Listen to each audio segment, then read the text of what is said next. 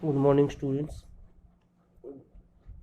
जैसा कि मैंने फर्स्ट चैप्टर हिस्ट्री में शुरू किया है यूरोप में राष्ट्रवाद, आज मैं आपको उसके आगे का टॉपिक पढ़ाने जा रहा हूँ।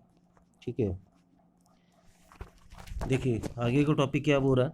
1815 के बाद एक नई रूढ़िवाद सोच, जो अपने रूढ़िवाद जिस तरह से उदारवादी रेडिकल्स और रूढ़िवाद आपने क्लास 9th में पढ़ा था इसके बारे में, ये लोग अपनी संस्कृति अपने रीति रिवाज को बहुत ही कठोर ढंग से इसको अपनाते हैं।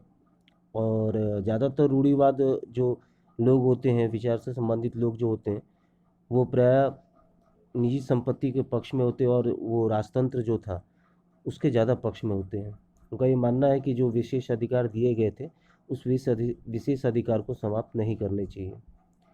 हो रहा कि 1815 में नेपोलियन की हार के बाद यूरोपीय सरकारें रूढ़िवाद की भावना से प्रेरित थी।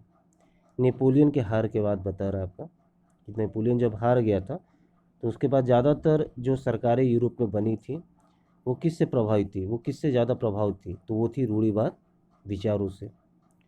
बूढ़ा रूढ़िवाद मानते थे कि राज्य और समाज की स्थापित पारंपरिक संस्थाएं जैसे राजतंत्र, चर्च, सामाजिक ऊंच नीच, संपत्ति और परिवार को बनाए रखना चाहिए। मैंने इसके पहले भी आपको अभी थोड़ी देर पहले बताया कि रूढ़िवाद जो थे वो राजतंत्र के पक्षधर थे। इसके अलावा निजी संपत्ति के पक्ष में थे, सामाजिक ऊंच नीच के पक्ष में थे, गरीबी और अमीरी। ठीक है, फिर भी अधिकतर रूढ़िवादी लोग क्रांति से पहले के दौर में वापसी नहीं चाहते थे। बोल रहा है कि ज़्यादातर रूढ़िवादी लोग जो थे वो नहीं चाहते थे कि इस तरह का बदलाव जो है वो समाज में दिखे। नेपोलियन द्वारा शुरू किए गए परिवर्तनों में से उन्होंने यह जान लिया था कि आधुनिकीकरण राजतंत्र जैसी पारंपरिक संस्थाओं को मजबूत बनाने में सक्षम था। वो ऐसा बदलाव क्यों नहीं चाहते थे? इसलिए क्योंकि उन्होंने जिस तरह से नेपोलियन ने अपनी शासन व्यवस्था को बढ़ाया था, जिस तरह से उसने आधुनिकीकरण को अपनाया था, इससे उनको लगता था कि राजतंत्र जो है इन सारे कार्यों से काफ़ी ज़्यादा मजबूत होगा। मैंने आपको इसमें महासंघ के बारे में बताया था, इसके अलावा मैंने नेपोलियन संहिता के बारे में आपको बताया था, उसी का ये जिक्र कर रहा है आपको। ठीक है, तो बता रहा है कि रूढ़िवाद जो है वो नहीं चाहते थे कि बदलाव जो है वो तुरंत हो। ठीक है, वो चाहते थे कि जिस तरह से नेपोलियन ने आधुनिकीकरण को अपनाकर राजतंत्र को मजबूत बनाया है, इस तरह से वो आधुनिकीकरण के पक्ष में थे। बोल रहा है कि एक आधुनिक सेना, कुशल नौकरशाही, गतिशील अर्थव्यवस्था, सामंतवाद और भूदासत्व की समाप्ति यूरोप के निरंकुश राजतंत्रों को शक्ति प्रदान कर सकते थे। ऐसे कौन कौन से ऐसे चीज़ थे जो यूरोप में राजतंत्र को मजबूत बना सकते थे? वो था सामंतवाद, भूदासत्व की समाप्ति, नौकरशाही, कुशल नौकरशाही, अच्छी अर्थव्यवस्था और आधुनिक सेना। इन सारे चीज़ों से राजतंत्र जो है वो काफ़ी मजबूत हो सकता था। पूरा 1815 में ब्रिटेन, रूस, फ्रांसा और ऑस्ट्रिया जैसी यूरोपीय शक्तियों ने, जिन्होंने मिलकर नेपोलियन को हराया था, के क्रांति के प्रतिनिधि यूरोप के लिए एक समझौता तैयार करने के लिए वियना में मिले। बोल रहा है कि फ्रांसा, ब्रिटेन और ऑस्ट्रिया जो थी, जो कि यूरोप की एक बहुत बड़ी शक्तियाँ मानी जाती थी, जब उन्होंने नेपोलियन को हराया तो उसके बाद ये सारे लोग जो थे वो लोग वियना में इकट्ठा हुए। ठीक है, और इस सम्मेलन की मेज़बानी ऑस्ट्रिया के चांसलर ड्यूक मेटरनिख ने की थी। और जो सभा बुलाई गई थी, इस सभा का अध्यक्षता जो था वो ऑस्ट्रिया के चांसलर जो थे ड्यूक मेटरनिख, उनको बनाया गया था। इसमें प्रतिनिधियों ने 1815 की वियना संधि तैयार की, जिसका उद्देश्य उन कई सारे बदलाव को ख़त्म करना था जो नेपोलियन युद्धों के दौरान शुरू किए गए थे। फ्रांसीसी क्रांति के दौरान हटाए गए बुर्बोन वंश को सत्ता में बहाल किया गया और फ्रांस ने उन इलाकों को खो दिया जिन पर कब्जा उसने नेपोलियन के अधीन किया गया था। फ्रांस की सीमाओं पर कई राज्य कायम कर दिए ताकि भविष्य में फ्रांस विस्तार ना कर सके। तो रूस, ब्रिटेन और प्रासा और ऑस्ट्रिया के द्वारा एक सभा बुलाई गई वियना में, जिसे वियना की संधि कहा जाता है। ये देखिएगा, तो इम्पोर्टेंट टॉपिक है वियना संधि, ठीक है, तो इसको ध्यान से रखिएगा, ध्यान से पढ़िएगा इसको। हो रहा है कि रूस, प्रासा, ब्रिटेन और ऑस्ट्रिया के द्वारा वियना में एक सभा बुलाई गई, जिसकी अध्यक्षता ऑस्ट्रेलिया के चांसलर ड्यूक मेटरनिक के द्वारा किया गया था। और इस सभा के अंदर यह निर्णय लिया गया कि फ्रांस जो है, नेपोलियन के द्वारा शुरू किए गए कई सारे कार्य सबसे पहले तो बंद कर दिया गया। इसके अलावा फ्रांस ने नेपोलियन के शासन में जिस क्षेत्र पर अधिकार किया था, उस क्षेत्र को छुड़ा लिया गया, स्वतंत्र कर दिया गया। और तीसरा काम था कि फ्रांस की सीमाओं पर कई सारे राज्य स्थापित कर दिए, जिससे कि फ्रांस जो है वो भविष्य में अपना विस्तार जो है वो ना कर सके। अतः उत्तर में नीदरलैंड का राज्य स्थापित किया, जिसमें बेल्जियम शामिल था, और दक्षिण में पीडमाउंट में जिनेवा जोड़ दिया गया। यानी फ्रांस के उत्तर में नीदरलैंड और दक्षिण में जिनेवा। प्रासा को उसकी पश्चिमी सीमाओं पर महत्वपूर्ण नए इलाके दिए गए, जबकि ऑस्ट्रिया को उत्तरी इटली का नियंत्रण सौंपा गया। मगर नेपोलियन ने 39 राज्यों का जो जर्मन महासंघ स्थापित किया था, उसे बरकरार रखा गया। पूर्व में रूस को पोलैंड का एक हिस्सा दिया गया, जबकि प्रासा को सैक्सनी का एक हिस्सा प्रदान किया गया। इसका मुख्य उद्देश्य उन राजतंत्रों को बहाली था जिन्हें नेपोलियन ने बर्खास्त कर दिया था। साथ ही यूरोप में एक नई रूढ़िवाद व्यवस्था कायम करने का लक्ष्य भी था। तो ये जो वियना में जो संधि की गई, इस संधि के तहत जो थे उसमें कई सारे नियम तो बदले थे, मगर उसमें से एक जो था, यानी नेपोलियन के द्वारा फ्रांस में जो 39 जर्मन महासंघों की स्थापना की गई थी, उसको उन्होंने नहीं हटाया था, बरकरार रखा था, ठीक है। और इनका मुख्य उद्देश्य क्या था, इन रूढ़िवाद लोगों का? इनका मुख्य उद्देश्य था कि नेपोलियन के द्वारा जो राजतंत्र को बर्खास्त कर दिया गया था, इसको दोबारा से उनको बहाल करें, ठीक है। 1815 में स्थापित रूढ़िवादी शासन व्यवस्थाएं निरंकुश थी। यानी 1815 में जो रूढ़िवादी शासन व्यवस्था यूरोप के ज़्यादातर देशों पर स्थापित थी, वो निरंकुश मानी जाती थी। वे आलोचना और असहमति बर्दाश्त नहीं करती थी, और उन्होंने उन गतिविधियों को दबाना चाहा जो निरंकुश सरकारों की वैधता पर सवाल उठाती थी। यानी अगर कोई सरकार पर अगर किसी तरह का कोई सवाल उठाए, या उसकी वैधता पर अगर किसी तरह का सवाल उठाए, तो उस कंडीशन में जो था उसको वो लोग दबाना चाहते थे। ज़्यादातर सरकारों ने सेंसरशिप के नियम बनाए, जिनका उद्देश्य अखबारों, किताबों, नाटकों और गीतों में व्यक्त उन बातों पर नियंत्रण लगाना था जिनसे फ्रांसीसी क्रांति से जुड़े स्वतंत्रता और मुक्ति के विचार झलकते थे। लेकिन फिर भी ये बता रहा, सेंसरशिप की समाप्ति के बारे में आपको बता रहा है, ठीक है। यानी 1815 में ज़्यादातर जो रूढ़िवाद सरकार जो थी, उसने सबसे पहले क्या किया कि अखबार, किताब, सेंसरशिप के नियम बने, जिसके तहत कोई व्यक्ति जो है वो राष्ट्रवाद की भावनाओं को बढ़ाने के लिए किताबों के माध्यम से या अखबारों के माध्यम से या नाटक या गीतों के माध्यम से लोगों तक अपने विचारों को न रख सके, और रखे भी तो सरकार के पक्ष में। और लेकिन फिर भी फ्रांसीसी क्रांति की स्मृति उदारवादियों को लगातार प्रेरित करती रही। हो रहा है कि जो फ्रांसीसी क्रांति की जो स्मृति जो थी, जो उसकी याद जो थी, वो हमेशा उदारवादियों को प्रेरित कर रही थी। नई रूढ़िवादी व्यवस्था के आलोचक उदारवादी राष्ट्रवादी द्वारा उठाया गया एक प्रमुख मुद्दा था प्रेस की आज़ादी। जो उदारवादी जो थे, जो कि चाहते थे कि प्रेस की आज़ादी, प्रेस को स्वतंत्र किया जाए, जिससे कि वो अपने विचारों को लोगों तक पहुंचा सके, परंतु रूढ़िवाद जो लोग जो थे वो नहीं चाहते थे कि प्रेस को किसी तरह का छूट दिया जाए। चलिए, ये तो था आपका रूढ़िवादी सोच, रूढ़िवादी शासन व्यवस्था के बारे में बताया था। अब यहाँ पे क्रांतिकारी के बारे में आपको बता रहा है। बोल रहा है कि 1815 के बाद के वर्षों में दमन के भय ने अनेक उदारवादी राष्ट्रवादियों को भूमिगत कर दिया था। जिस तरह से 1815 में रूढ़िवाद सरकार जो स्थापित हो रही थी, उसने धीरे धीरे उदारवादियों और राष्ट्रवादियों को इतना भयभीत कर दिया था कि वो लोग भूमिगत हो गए, छिप गए। बहुत सारे यूरोपीय राज्यों में क्रांतिकारियों को प्रशिक्षण देने और विचारों को प्रसार करने के लिए गुप्त संगठन उभर कर आए। और जब इस तरह से जिस तरह से उनका दमन किया जा रहा था, उसको देखते हुए कई सारे क्रांतिकारी जो थे, कई सारे यूरोपीय राज्य जो थे, वो क्रांतिकारियों को प्रशिक्षण देना उन्होंने शुरू कर दिया और गुप्त संगठन बनाना शुरू कर दिया उनकी मदद के लिए।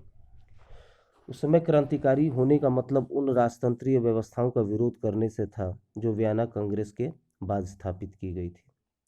क्रांतिकारी उस समय क्रांतिकारी किन्हें कहा जाता था? उन्हें कहा जाता था जो 1815 में जो वियना में संधि हुई थी, उस संधि में जो नियम बनाए गए थे उसके विरोध में जो लोग भी होते थे उन्हें क्रांतिकारी कहा जाता था।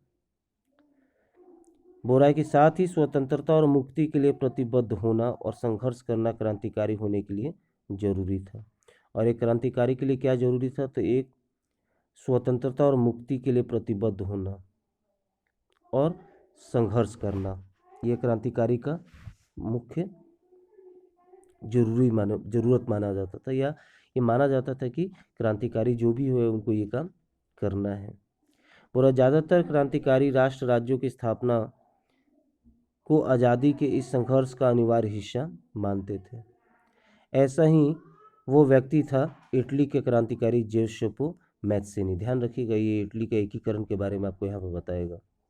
जेसोपो मैत्सेनी जो कि इटली के एकीकरण का प्रमुख व्यक्ति माना जाता है, जिसने इटली जो बटा हुआ था पहले बहुत सारे राज्यों में, उन सारे राज्यों को जोड़कर एक राज्य एक राष्ट्र बनाने का काम जो था वो मैत्सेनी के, उसको बनाने का श्रेय जो था वो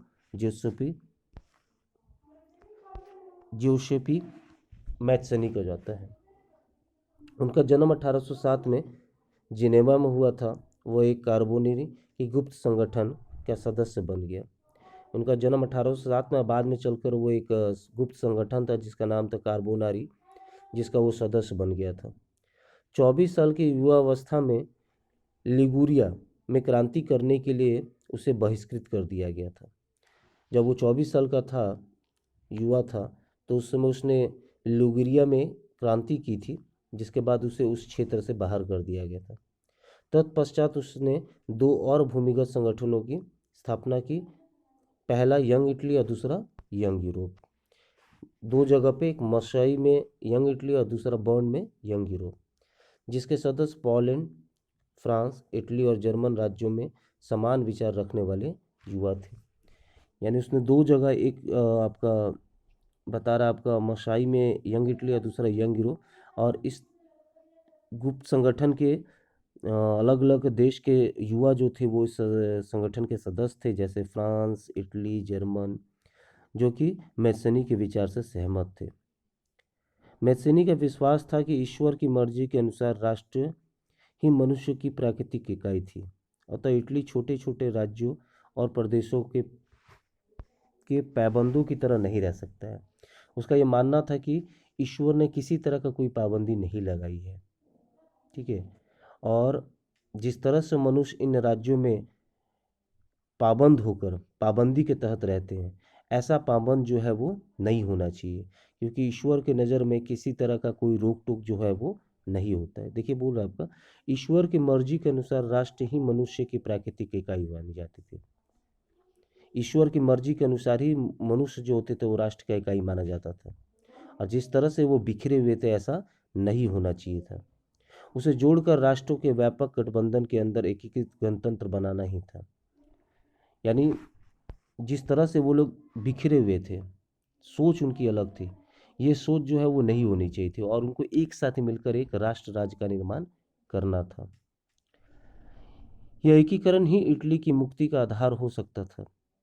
उसके इस मॉडल को देखा देखी जर्मनी, फ्रांस, स्विट्जरलैंड और पोलैंड में गुप्त संगठन कायम किए गए। मैसेनी द्वारा राजतंत्र का घोर विरोध करके और प्रजातांत्रिक गणराज्यों कि अपने स्वप्न में से मैक्सिनी रूढ़िवाद को हरा दिया। मैटरनिक ने उसे हमारी सामाजिक व्यवस्था का सबसे खतरनाक दुश्मन बताया था। बता रहा है कि बाद में चलकर जिस तरह से यंग इटली और यंग यूरोप संगठन काफ़ी ज़्यादा प्रसिद्ध हुआ, तो उसी को देखकर कई सारे देशों में, जैसे स्विट्ज़रलैंड में, जर्मनी में, फ्रांस में, उसी तर्ज पर कई सारे गुप्त संगठन जो थे वो बनाए गए थे। और मैसेनी जो था वो राजतंत्र का बहुत ज़्यादा विरोधी था, उसका विरोध करता था और प्रजातंत्र और गणतंत्र को स्थापित करने का सपना देखता था। मैटरनिक जो थे, जिन्होंने मैक्सिनी को सामाजिक व्यवस्था का सबसे खतरनाक दुश्मन माना था, वो एक रूढ़िवाद सोच के व्यक्ति थे जो नहीं चाहते थे कि राजतंत्र जो है वो पूरी तरह से यहाँ पे समाप्त हो या उनकी शक्तियों को सीमित किया जाए। जैसे जैसे रूढ़िवाद व्यवस्थाओं ने अपनी ताकत को और मजबूत बनाने की कोशिश की, यूरोप के अन्य क्षेत्रों में उदारवाद और राष्ट्रवाद को प्रेरित क्रांति से जोड़कर देखा जाने लगा। इटली और जर्मनी के राष्ट्र, ऑटोमन साम्राज्य के सूबे, आयरलैंड और पोलैंड ऐसे ही कुछ क्षेत्र थे। इन क्रांति का नेतृत्व उदारवादी राष्ट्रवादियों ने किया, जो शिक्षित मध्यवर्गीय विशिष्ट लोग थे। इनमें प्रोफेसर, स्कूली अध्यापक, क्लर्क और वाणिज्य व्यापार में लगे मध्य वर्ग के लोग भी शामिल थे। बुरा कि जैसे जैसे रूढ़िवादी व्यवस्था जो थी अपनी ताकत को मजबूत करती गई, वैसे वैसे अलग अलग राष्ट्रों में राष्ट्रवाद और उदारवाद की से संबंधित लोग जो थे, उन्होंने उसके खिलाफ जो था मोर्चा जो था वो अलग अलग खोलना शुरू कर दिया, विरोध करना शुरू कर दिया। और इस रूढ़िवाद और उदारवाद के सदस्य में ज़्यादातर पढ़े लिखे मध्यवर्गीय परिवार के लोग जो थे वो इसके सदस्य होते थे। प्रथम विद्रोह फ्रांस में जुलाई 1830 में हुआ। बोर्बो राज, जिन्हें 1815 के बाद हुई रूढ़िवादी प्रतिक्रिया के दौरान सत्ता में बहाल किया गया था, उन्हें अब उदारवादी क्रांतिकारियों ने उखाड़ फेंका। उनकी जगह एक संवैधानिक राजतंत्र स्थापित किया गया, जिसका अध्यक्ष लुई फिलिप था। मैटरनिक ने एक बार यह टिप्पणी की थी कि जब फ्रांस सीखता है तो बाकी यूरोप को सर्दी जुकाम हो जाता है। जुलाई क्रांति में से ब्रुसेल्स में भी विद्रोह भड़क गया, जिसके फलस्वरूप United Kingdom of the Netherlands से अलग हो गया। ये बता रहा है कि 1815 में जिस तरह से रूढ़िवादी शासन व्यवस्था के खिलाफ क्रांतिकारी जो थे उन्होंने उनका विरोध किया था, उसको देखकर जो 1815 में वियना संधि के बाद जिस तरह से वहाँ पे बोर्बो राजा को फ्रांस का सम्राट बनाया गया था, सबसे पहले तो उसको उसके गद्दी से उसको हटा दिया गया और उसके जगह पे एक संवैधानिक राजतंत्र जो था वो स्थापित कर दिया गया, जो संविधान के आधार पर चलता हो। और इसका अध्यक्ष जो था, इस संवैधानिक राजतंत्र के अध्यक्ष जो था, उसको लुई फिलिप को बनाया गया।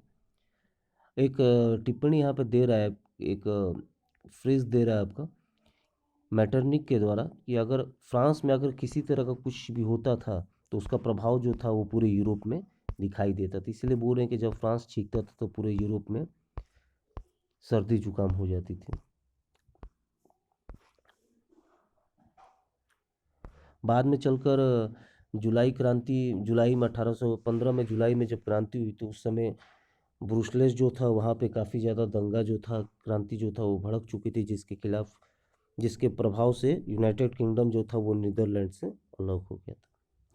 एक घटना जिसने पूरे यूरोप के शिक्षित अभिजात्य वर्ग में राष्ट्रीय भावनाओं का संचार किया, वो थी यूनान की स्वतंत्रता संग्राम। बोल रहा है कि जिस तरह से शिक्षित अभिजात वर्ग जो थे, जो कि उदारवादी सोच के थे, जिस तरह से वो राष्ट्र को एकजुट करना चाहते थे, उसमें सबसे ज़्यादा अगर किसी घटना उनको प्रेरित किया था तो वो था यूनान का स्वतंत्रता संग्राम। बोल रहा है कि 15वीं सदी से यूनान ऑटोमन साम्राज्य का हिस्सा था। यूरोप में क्रांतिकारी राष्ट्रवादों की प्रगति से यूनानियों का आज़ादी के लिए संघर्ष 1821 से शुरू हो चुका था। बोला कि 15वीं सदी से यूनान जो था वो ऑटोमन साम्राज्य का हिस्सा था और वहाँ पर 1821 से ही अपने राष्ट्र को स्वतंत्र करने के लिए क्रांति जो थी वो शुरू हो चुकी थी। यूनान में राष्ट्रवादियों को निर्वासन में रह रहे यूनानियों के साथ पश्चिमी यूरोप के अनेक लोगों का भी समर्थन मिला जो प्राचीन यूनानी संस्कृति के प्रति सहानुभूति रखते थे। बुरा कवियों और कलाकारों ने यूरोपीय सभ्यता का पलड़ा बताकर प्रशंसा की और एक मुस्लिम साम्राज्य के विरुद्ध यूनान के संघर्ष के लिए जनमत जुटाया। यह बता रहा आपको कि 1821 में जो था क्रांति शुरू हुई थी, उसके बाद से ही जो राष्ट्रवादी यूनान में जो राष्ट्रवादी जो थे, जो उनको वहाँ से हटा दिया गया था, उन लोगों ने वहाँ के यूनानियों का समर्थन करना शुरू कर दिया। ठीक है। और इसके अलावा बहुत से देशों का प्राचीन यूनानी संस्कृति के प्रति उनकी सहानुभूति थी और वो उनकी मदद कर रहे थे। जो कवि और कलाकार जो थे यूनान में, उन्होंने भी यूनान को यूरोपीय सभ्यता का पलड़ा बताया था, क्योंकि यूनान की जो संस्कृति थी वो काफ़ी ज़्यादा प्रभावशाली थी। ठीक है। बुरा है कि अंग्रेज कवि लॉर्ड बायरन ने यूनानी क्रांतिकारियों की मदद करने के लिए धन इकट्ठा किया था, जिससे कि वो उनकी मदद कर सके। बाद में चलकर वो शायद इसमें मर गए थे। नीचे आपको बताया गया, यहाँ पे बता रहा हूँ, 1 मिनट क्या कीजिएगा, बता रहा हूँ, 2 मिनट।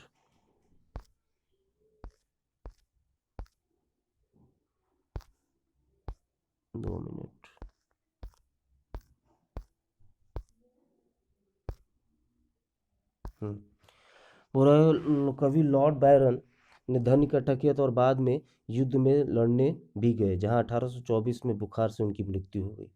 अंततः 1832 में